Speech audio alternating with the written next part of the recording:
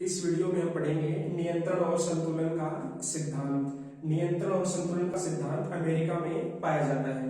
तो इसमें सबसे पहले देखेंगे कि नियंत्रण और संतुलन के सिद्धांत का अर्थ क्या होता है, इसका क्या मतलब है। उसके बाद में देखेंगे कि अमेरिका के संविधान में नियंत्रण और संतुलन के बारे में क्या क्या व्यवस्थाएं की गई हैं, किस प्रकार नियंत्रण और संतुलन को अपनाया गया है। तो सबसे पहले देखते हैं नियंत्रण और संतुलन का क्या अर्थ होता है। तो सरकार के विभिन्न अंग एक दूसरे पर इस प्रकार नियंत्रण रखें कि कोई भी एक अंग अपनी शक्तियों का दुरुपयोग न कर सके और सभी अंगों में शक्तियों का संतुलन बना रहे। इसको बोलते हैं नियंत्रण और संतुलन का सिद्धांत। एक बार फिर से देखो कि सरकार के विभिन्न अंग एक दूसरे की शक्तियों को इस प्रकार नियंत्रित करें कि कोई भी एक अंग अपनी शक्तियों का दुरुपयोग न कर सके और शक्तियों में संतुलन बना रहे।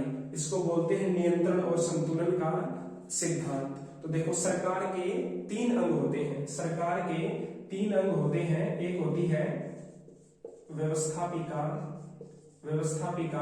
और दूसरा अंग होता है कार्यपालिका और तीसरा है न्यायपालिका। तो नियंत्रण और संतुलन में क्या होता है कि सरकार के विभिन्न अंग एक दूसरे को इस प्रकार नियंत्रित करें कि उनकी शक्तियों में संतुलन बना रहे और कोई भी एक अंग अपनी शक्तियों का दुरुपयोग न कर सके। यानी कि जो व्यवस्थापिका है उस पर ये जो नीचे वाले दोनों अंग हैं इनका नियंत्रण होना चाहिए ताकि व्यवस्थापिका अपनी शक्तियों का दुरुपयोग न कर सके। यानी कि जो एक अंग है उस पर बचे हुए अंगों का नियंत्रण इस प्रकार होना चाहिए कि कोई भी अंग अपनी शक्तियों का दुरुपयोग न कर सके और सभी अंगों की शक्तियों में संतुलन बना रहे। तो अमेरिका में व्यवस्थापिका को क्या बोलते हैं? कांग्रेस। अमेरिका में व्यवस्थापिका का नाम है कांग्रेस और कांग्रेस के दो सदन होते हैं। एक है प्रतिनिधि सभा और दूसरा है सीनेट।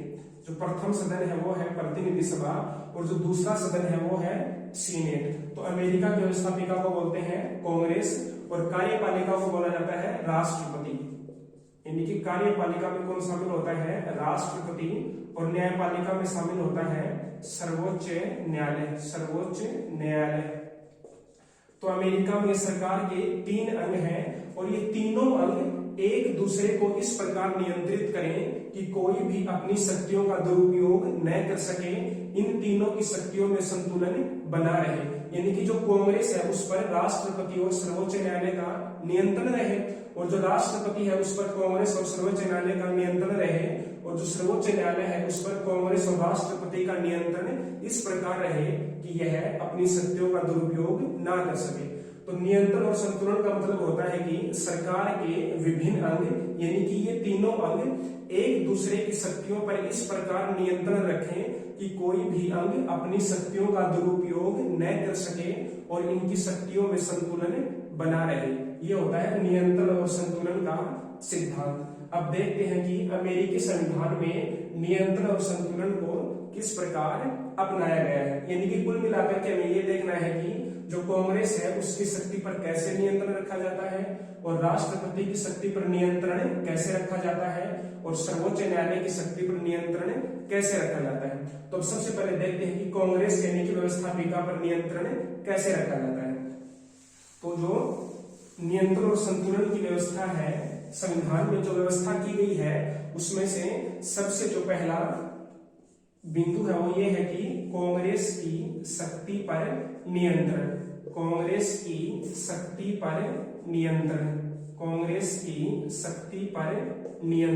यानी कि जो राष्ट्रपति है और जो सर्वोच्च न्यायालय है वो कांग्रेस की शक्ति पर किस प्रकार नियंत्रण रखते हैं। देखो अमेरिका की जो कांग्रेस है उसका मुख्य कार्य होता है कानूनों का निर्माण करना। कांग्रेस का मुख्य कार्य क्या होता है? कानून निर्माण। तो जब कानून निर्माण किया जाता है तो उसके लिए एक विधेयक तैयार किया जाता है। क्या तैयार किया जाता है? विधेयक तैयार किया जाता है। यह विधेयक फिर कांग्रेस में पारित किया जाता है और कांग्रेस से पारित होने के बाद यह विधेयक राष्ट्रपति के पास जाता है, और अगर राष्ट्रपति उस पर हस्ताक्षर कर देता है, अपने सिग्नेचर कर देता है, तो वह विधेयक क्या बन जाता है, फिर कानून बन जाता है। यानी कि कानून बनाने के लिए कांग्रेस को किसकी सहायता चाहिए, राष्ट्रपति की सहायता चाहिए, क्योंकि जब तक राष्ट्रपति हस्ताक्षर नहीं करेगा तो कोई भी विधेयक कानून नहीं बन पाएगा। तो जो कांग्रेस की कानून निर्माण की शक्ति है उस पर किसका नियंत्रण है, राष्ट्रपति का नियंत्रण है। यानी कि अगर राष्ट्रपति चाहे तो किसी भी विधेयक पर हस्ताक्षर करने से मना कर सकता है। तो इस प्रकार जो कांग्रेस की कानून निर्माण की शक्ति है उस पर किसका नियंत्रण होता है, राष्ट्रपति का नियंत्रण होता है। इसके अलावा जो राष्ट्रपति है वह कांग्रेस को संदेश भेजकर भी कांग्रेस की शक्ति पर नियंत्रण रखता है।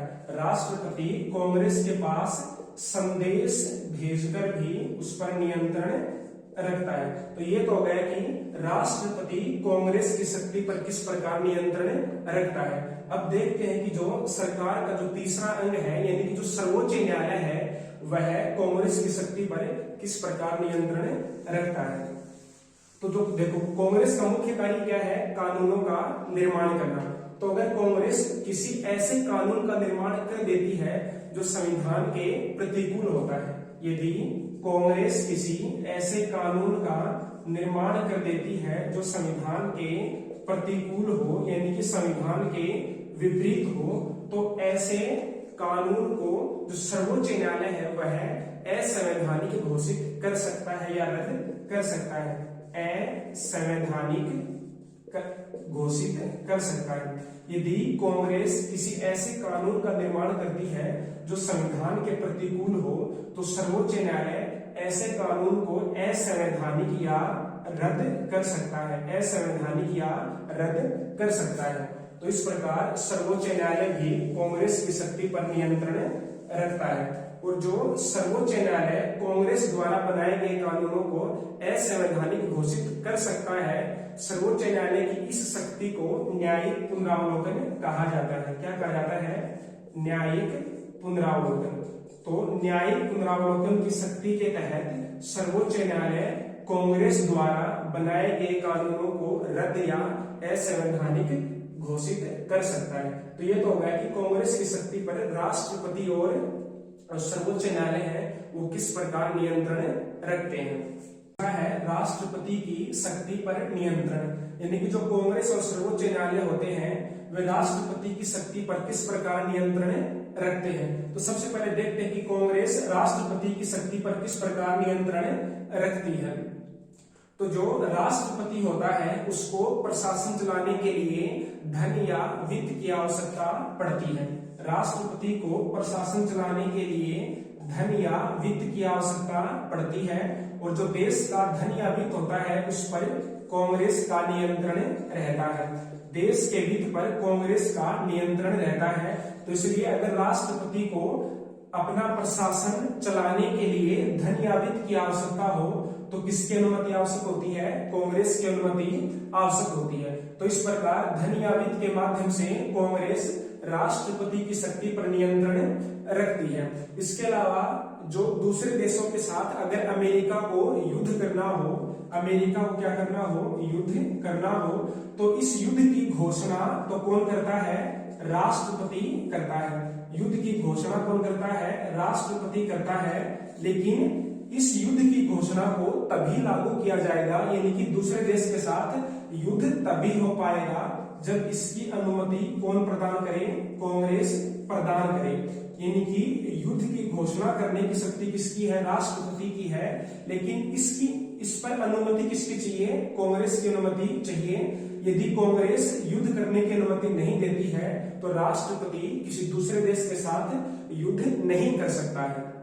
तो इस प्रकार जो राष्ट्रपति की युद्ध की घोषणा है उस पर किसका नियंत्रण है, कांग्रेस का नियंत्रण है। इसी प्रकार यदि किसी दूसरे देश के साथ राष्ट्रपति कोई संधि करता है, यदि राष्ट्रपति दूसरे देश के साथ कोई संधि करता है तो इस पर सीनेट का समर्थन आवश्यक है, सीनेट की अनुमति आवश्यक है, और वो भी 2/3 बहुमत से, 2/3 बहुमत से।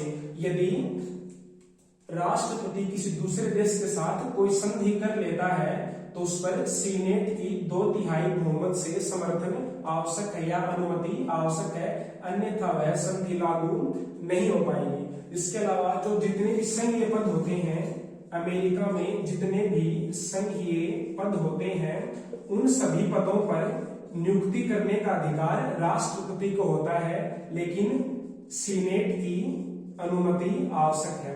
राष्ट्रपति संघीय पदों पर नियुक्ति कर सकता है, लेकिन वह नियुक्ति तभी वैध मानी जाती है जब सीनेट उसे अनुमति प्रदान कर दे। तो इस प्रकार जो कांग्रेस है वह राष्ट्रपति की शक्ति पर नियंत्रण रखती है। अब देखते हैं कि जो सर्वोच्च न्यायालय है वह राष्ट्रपति पर किस प्रकार नियंत्रण रखता है। तो यदि राष्ट्रपति कोई ऐसे आदेश जारी करता है या फिर कोई ऐसे कार्य करता है जो संविधान के प्रतिकूल होते हैं, संविधान के प्रतिकूल होते हैं, संविधान के प्रतिकूल होते हैं, तो सर्वोच्च न्यायालय ऐसे कार्यों को या ऐसे आदेशों को असंवैधानिक घोषित कर सकता है या रद्द घोषित कर सकता है। और जो सर्वोच्च न्यायालय की जो ये आदेश और कार्य रद्द करने की जो शक्ति है उसको बोला जाता है न्यायिक पुनरावलोकन। क्या बोलते हैं? न्यायिक पुनरावलोकन या न्यायिक समीक्षा। न्यायिक पुनरावलोकन या न्यायिक समीक्षा। तो इस प्रकार जो राष्ट्रपति की शक्ति है उस पर कांग्रेस और सर्वोच्च न्यायालय का नियंत्रण रहता है।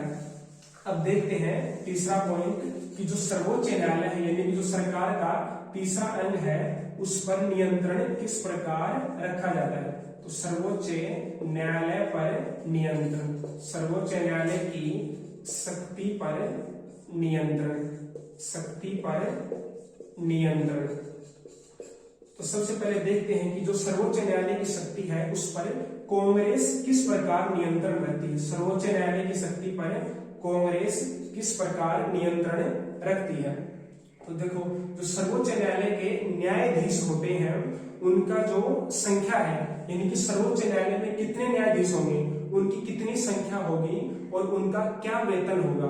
जो न्यायाधीशों की संख्या वह जो वेतन होता है, संख्या और वेतन का निर्धारण कांग्रेस की करती है। इसके अलावा कांग्रेस महाअभियोग के द्वारा सर्वोच्च न्यायालय के न्यायाधीशों को पद से हटा सकती है। कांग्रेस महाअभियोग के द्वारा जो सर्वोच्च न्यायालय के न्यायाधीश होते हैं उनको पद से हटा सकती है। तो इस प्रकार कांग्रेस इन माध्यमों से सर्वोच्च न्यायालय की शक्ति पर नियंत्रण रखती है। पहला तो यह है कि सर्वोच्च न्यायालय की संख्या और जो उनका वेतन है न्यायाधीशों का वो कौन निर्धारित करता है, कांग्रेस निर्धारित करती है। इसके अलावा कांग्रेस न्यायाधीशों को महाभियोग लगा करके पद से हटा सकती है। इसके अलावा जो राष्ट्रपति है वह सर्वोच्च न्यायालय पर किस प्रकार नियंत्रण रखता है। तो सर्वोच्च न्यायालय की जो शक्ति है उस पर राष्ट्रपति किस प्रकार नियंत्रण रखता है। तो देखो सर्वोच्च न्यायालय किसी भी अपराधी को दंड दे सकता है, किसी भी अपराधी को सजा सुना सकता है। तो जो राष्ट्रपति है वह अपराधी की दंड या सजा को क्षमा कर सकता है। राष्ट्रपति सर्वोच्च न्यायालय द्वारा दी गई सजा को क्षमा या माफ कर सकता है। तो इस प्रकार जो राष्ट्रपति है वह सर्वोच्च न्यायालय की शक्ति पर नियंत्रण रखता है। अब चौथा पॉइंट है कि जो कांग्रेस के दोनों सदन हैं वे एक दूसरे की शक्ति को किस प्रकार नियंत्रित करते हैं। कांग्रेस के दोनों सदन, कांग्रेस के दोनों सदनों का एक दूसरे पर नियंत्रण। तो जो कांग्रेस के जो दोनों सदन होते हैं यानी कि जो सीनेट और प्रतिनिधि सभा है इन दोनों की शक्तियां कानून निर्माण के क्षेत्र में बिल्कुल समान होती हैं। जो सीनेट और प्रतिनिधि सभा है इन दोनों की कानून निर्माण के संबंध में शक्तियां समान होती हैं, इसलिए ये एक दूसरे को क्या करते हैं, नियंत्रित करते हैं। अब जो पांचवा पॉइंट है वो ये है कि केंद्र और राज्य का एक दूसरे पर नियंत्रण। केंद्र व राज्य का एक दूसरे पर नियंत्रण, एक दूसरे पर नियंत्रण। तो देखो अमेरिका में संघीय व्यवस्था पाई जाती है, संघीय व्यवस्था पाई जाती है, और संघीय व्यवस्था की एक विशेषता होती है शक्ति विभाजन। शक्ति विभाजन यानी कि केंद्र और राज्यों में शक्तियों का विभाजन कर दिया जाता है, और यह विभाजन संविधान द्वारा किया जाता है।